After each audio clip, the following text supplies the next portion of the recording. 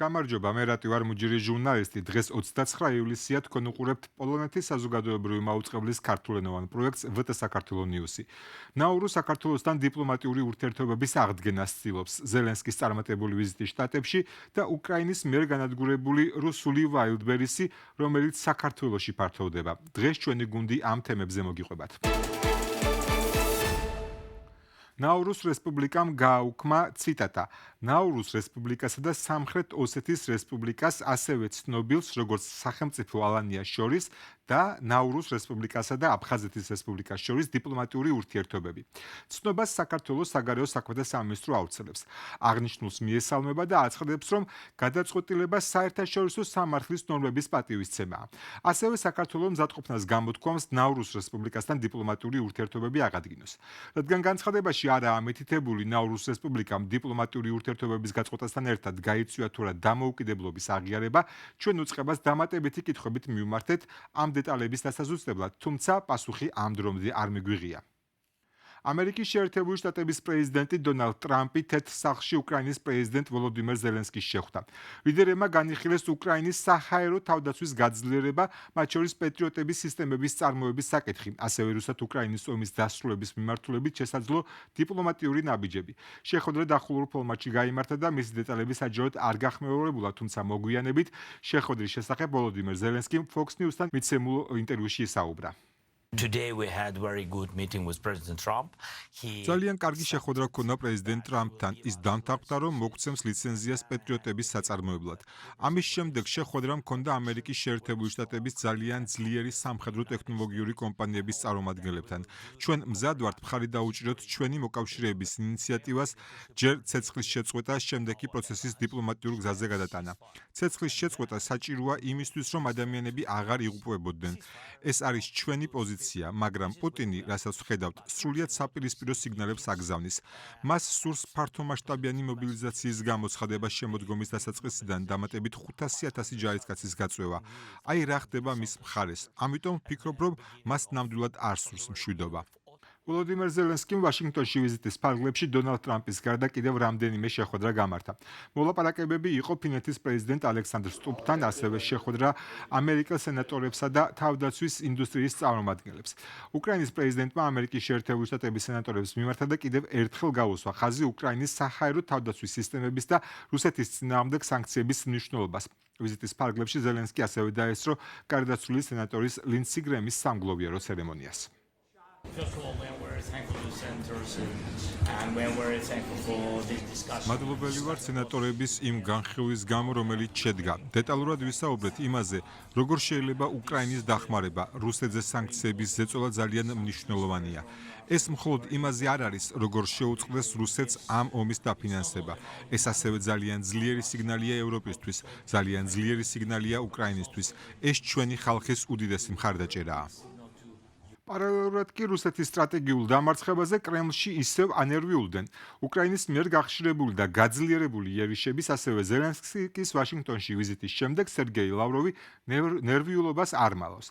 რუსეთის წინააღმდეგ პრაქტიკულად მთელი დასავლური სამყარო გაერთიანდა, ამბობს რუსეთის საგარეო საქმეთა მინისტრი. მისი თქმით, დასავლეთი კვლავ საუბრობს რუსეთის სტრატეგიულ დამარცხებაზე და მხარს უჭერს ევროპაში მოქმედ ანტირუსულ ორგანიზაციებს, რომლებიც ლავროვის შეფასებით რუსეთის ფედერაციის დასაყოფად მუშაობენ. Сейчас, когда они опять заговорили о стратегическом поражении, когда они ახლა, როდესაც ისინი კვლავ ალაპარაკდნენ რუსეთის სტრატეგიულ დამარცხებაზე, როდესაც აქტიურად უჭერენ მხარს ჩვენს იმ ემიგრანტებს, რომლებიც ევროპაში სხვადასხვა ანტირუსულ ორგანიზაციებს ქმნიან და თანხებს აგროვებენ რუსეთის ფედერაციის დასაყოფად და მიწისქვეშა ბრძოლის გასაგრძელებლად, ამას უკვე აღარც მალავენ. ჩვენი ცენტრალური ტელეარხები აჩვენებენ ყველაფერს, რასაც დასავლეთი გეგმავს. ვფიქრობ, მნიშვნელოვანია ეს ყველა ვნახოს, რათა გაიგოს, რომ ვითარება ძალიან სერიოზულადაა. პრეზიდენტიც ამას არ მალავს. ჩვენს წინააღმდეგ გაერთიანდა მთელი ეგრეთ წოდებული ცივილიზებული მსოფლიო, როგორც თავად უწოდებენ საკუთარ თავს. რუსეთის ფედერაციაში შექმნილ ვითარებაზე, ზელენსკის ამერიკულ ვიზიტზე და უკრაინის ფრონტზე არსებულ ვითარებაზე გავაგრძელებთ ახლა საუბარს რეალპოლიტიკის მიმომხილველთან ერთად. გიორგი ლოლაძეა დღეს VT საქართველოს News-ის სტუმარი. გამარჯობა, მადლობა შენი დროისთვის. დავიწყოთ ვაშინგტონით. რამდენად ემთხვევა მოლოდინი იმას, რა შედეგიც მივიღეთ? ძალიან მნიშვნელოვანი ვიზიტი იყო, მოგეხსენებათ, რთულად დაიწყო ამერიკის ახლანდელი ადმინისტრაციის და უკრაინის ხელისუფლების ურთიერთობა. ყველას გვახსოვს ის უმძიმესი შეხვედრა, რომელიც შედგა თეთრ სახლში, რომელიც დასრულდა ზელენსკის და ტრამპის და ზელენსკის და ჯეი დი ვენსის კონფლიქტით. რასაც მოჰყვა მერე უკვე უკრაინისთვის პირდაპირ სამხედრო დახმარების შეწყვეტა და მცირე ხნით სადაზვერვო ინფორმაციის მიწოდებაც კი, თუმცა ვხედავთ ერთგვარ გარდატეხის დინამიკას ამ მიმართულებით. მინიმუმ რიტორიკის დონეზე შეიძლება ითქვას, რომ ეს ანტაგონიზმი ამოიწურა, ძალიან ქვედა დონიდან იყო დაწყებული ეს ურთიერთობა და დღეს ამას გავცდით. და ვხედავთ გარკვეულწილად იმას, რომ თუ ადრე რესპუბლიკური პარტიის ტრადიციული ნაწილი იყო ტრადიციული კონსერვატორები მხოლოდ უკრაინის მხარდამჭერ პოზიციებზე, დღეს უკვე უკრაინის მიმართ სკეპტიკურად განწყობილმა ნაწილმა, რომელიც თვლიდა, რომ უკრაინას შანსი არ აქვს და ჯობდა გვახსოვს განცხადებები, რომ უკრაინას უნდა დაეთმო დონბასის არაოკუპირებული ნაწილი და სანაცვლოდ მშვიდობას დათანხმებოდა. მათ გაიაზრეს, რომ ერთის მხრივ უკრაინას სწრაფად ნამდვილად არ დაკარგავს ამ დონბასის არაოკუპირებულ ნაწილს და მეორე ბრჭყალებში უკრაინას გააჩნია კარტები. რაც აღმოჩნდა ეგრეთ წოდებული ეს მიდსტრაიქები, როდესაც უკრაინული დრონები ბომბავენ რუსეთის სიღრმეში სამხედრო ენერგეტიკულ თუ სხვა ტიპის ობიექტებსაც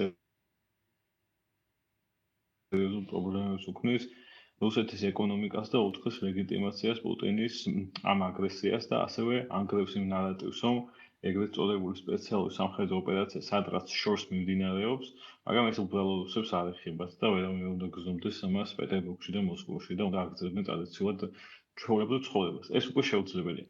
პეტრიოტების ლიცენზიაზე ვისაუბროთ, კიდევ ერთხელ გაჟღერდა ეს იდეა, რა პერსპექტივაა და მსგავსი პრეცედენტი თუ ყოფილა? უმნიშვნელოვანესი ამბავია ეს, რადგან ერთ-ერთი ყველაზე დიდი პრობლემა, რაც დღეს აქვს უკრაინას, არის ბალისტიკური რაკეტებიდან საჰაერო თავდაცვა. დრონების წინააღმდეგ უკრაინა არის მსოფლიოში საუკეთესო საჰაერო თავდაცვის მიმართულებით. ყველაზე იაფად და ყველაზე მაღალი პროცენტულობით აგდებენ უკრაინელები რუსულ დრონებს. 100 ფთოსანი რაკეტები არის უკრაინისთვის პრობლემა, მაგრამ ძალიან დიდი პრობლემაა ბალისტიკური რაკეტები. რადგან ერთადერთი საჰაერო თავდაცვის სისტემა, რომელიც გააჩნიათ უკრაინელებს, რომელსაც შეუძლია ბალისტიკური რაკეტები ჩამოგდება, არის პატრიოტები და მისი რაკეტები. ამიტომ ძალიან მნიშვნელოვანია ამის წარმოების გაზრდა და ეს ლიცენზია პირველად არ გაცემულა, არის ამის შემთხვევების ისტორიაში.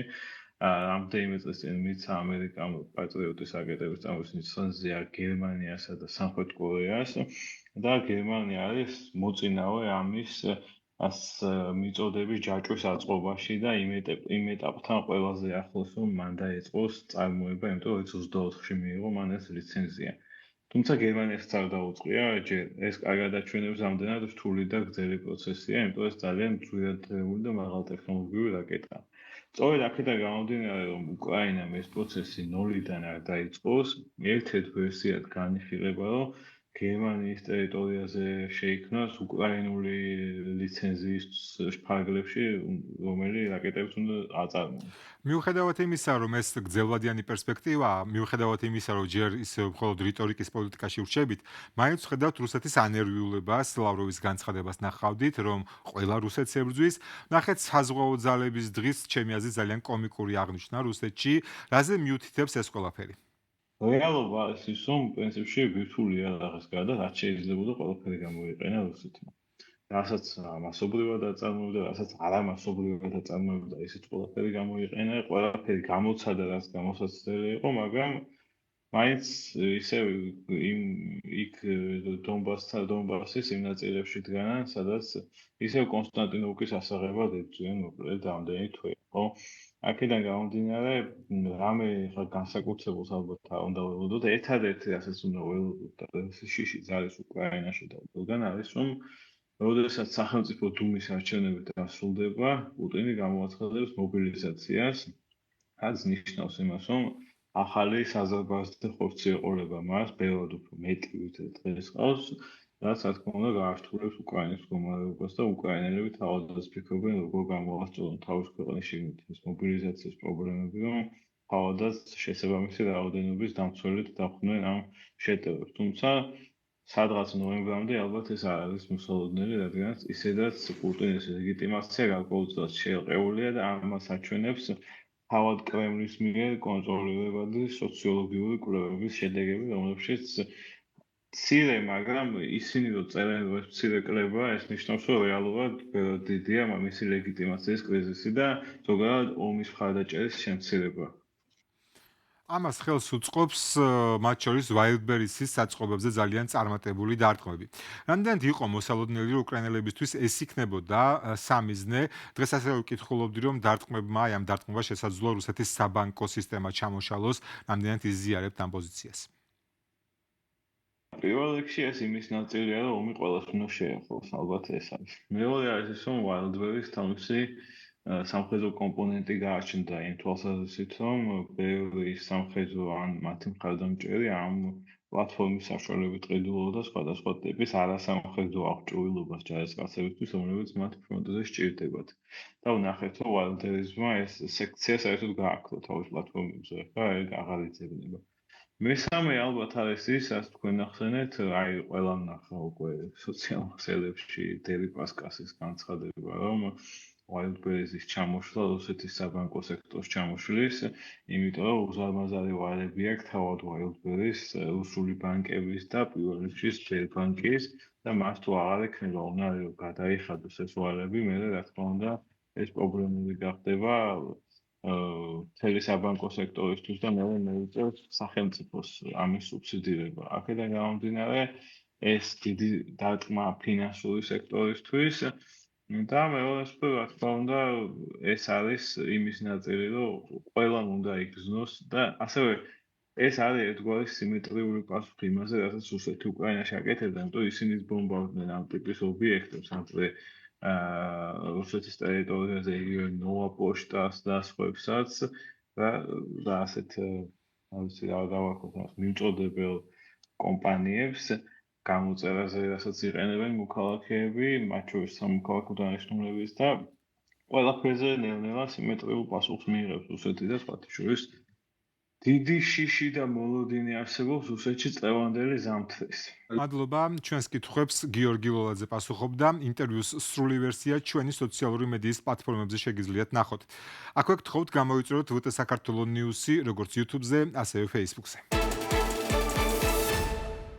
Wildberries-ზე და არა მხოლოდ მასზე გავაგრძელებთ საუბარს. როცა უკრაინა რუსეთის მიწაზე ონლაინ ვაჭრობის უდიდეს ქსელს ანადგურებს, ისინი საქართველოში ფართოვდებიან. სტრატეგია უცვლელია. აგრესიული მარკეტინგული კამპანია და დემპინგური ფასები. Yandex-ი კი ტაქსის და მიტანის სერვისის შემდეგ სქროლებით ცდილობს საქართველოში ბიზნესის გაფართოებას. ორივე რუსული კომპანია Wildberries და Yandex-იც ბევრ დასავლურ ქვეყანაში დასანქცირებულია, თუმცა ამის მიუხედავად საქართველოში უპრობლემოდ აგრძელებენ მუშაობას. სანქციების გარდა პრობლემაა კიბერუსაფრთხოება. ორივე კომპანიის წარმომადგენლობას ჩვენ მივწერეთ კითხვები სწორედ ამ მიმართულებით, თუმცა მათ ამ დრომდე პასუხი არ გაუციათ.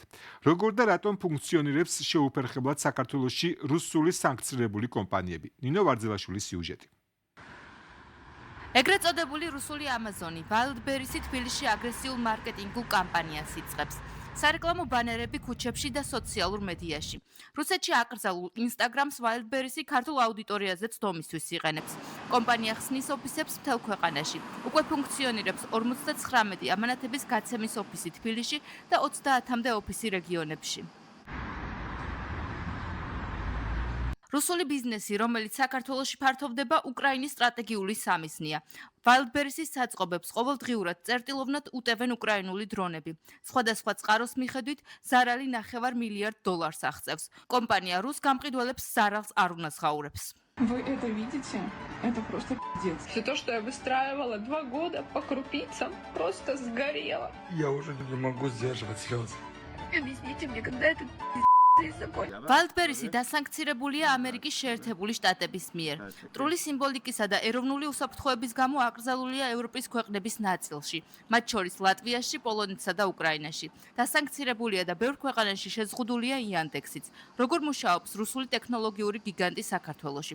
საჯარო რეესტრის მონაცემებით, კომპანია ოპერირებს Yandex-თან დაკავშირებული 2 ადგილობრივი ШПС-ის მეშვეობით. RideTech Georgia და Delivery Technology საქართველო. სხვადასხვა ღია წყაროს მიხედვით ორივე კომპანიის უკან Yandex-ი დგას. Yandex-ის რუსულ რუკაზე ჩანს თბილისიც. დიდმა ბრიტანეთმა დაასანქცირა Wildberries-ის და Yandex-ის ბანკებიც. ჩვენი მოქალაქეების ანგარიშებიდან წასული თანხები მიდის უკვე რუსულ ანგარიშებზე და იქ ამ ყველაფრის მომსახურებას უწევენ სწორედ სანქცირებული კომპანიები. ფაქტიურად გამოდის, რომ ირიბად ისინი მონაწილეობენ ამ ყველაფერში და ეს მათი მონაწილეობა ძალიან მნიშვნელოვანია ამ ნაწილში. სწორედ ამიტომ ველოდებით სავარაუდოდ აღნიშნული კომპანიების გარკვეულწილად უკვე სანქცირებასაც. თბილისის თითქმის ყველა ქუჩაზე შეხვდებით იანდექსის გაჩერებულ ან მოძრავ სქროლებს. კომპანია საქართველოში გაფართოებას აგრძელებს და ტაქსის, მიწოდებისა და კვების სერვისის გარდა უკვე მასიურად გამოჩნდა ელექტროსკუტერების მიმართულებითაც. ქუჩებში მარტივად შესამჩნევია, რომ ყვითელი სქროლების რაოდენობა აჭარბებს კონკურენტებს. იანდექსი მონოპოლისტი ხდება. ათასობით ყვითელი სქროლით უკვე სარგებლობენ ქართველი ახალგაზრდები.